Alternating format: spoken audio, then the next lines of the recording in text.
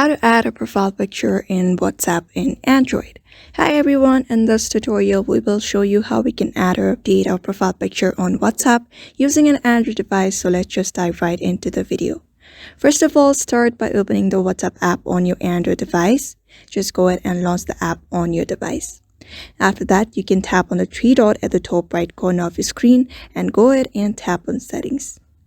After that, you're going to tap your profile. You're going to go ahead and access your profile. Just go ahead and tap on it and you should be able to find a camera icon beside the picture. So you're just going to go ahead and tap on the picture here, right here, and there are three options available: camera, gallery, or avatar.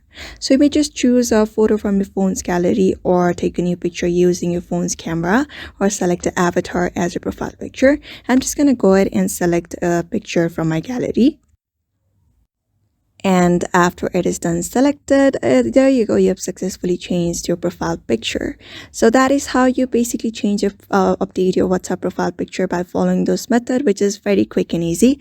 So give it a try and make your profile stand out. And if you found this tutorial helpful, like, share, and subscribe for more tech tips, and see you next time.